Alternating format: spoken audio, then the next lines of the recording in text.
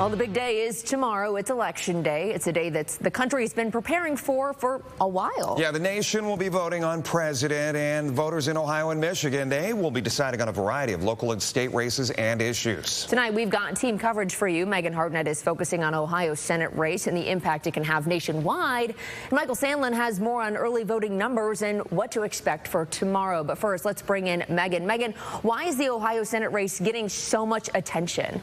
The race between incumbent U.S. Senator Sherrod Brown and Bernie Moreno has the possibility of determining which party has control of the Senate. Currently, Democrats have 51 seats and Republicans have 49. And both parties are putting a lot of money into the race to try and secure that seat.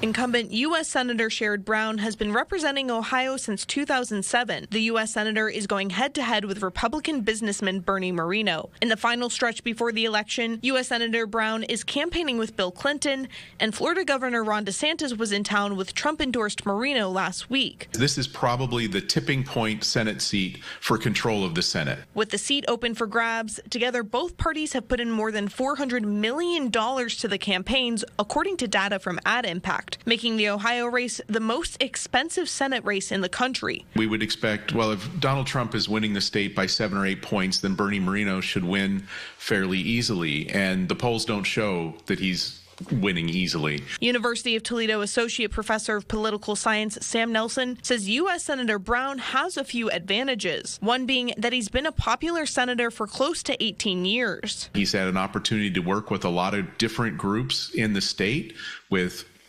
industry, with unions, with farmers. He's pro-choice, and abortion is one of the key issues in the race. So those things probably are keeping him closer. But Nelson says U.S. Senator Brown will need voters who are ticket splitters. Nelson says one of Moreno's advantages is that he is closely aligned with Trump, and he's not a professional politician. This is the first race he's ever run. This is something new. Nelson says both candidates are focusing more on national issues like abortion rights and immigration rather than Ohio-specific issues when campaigning.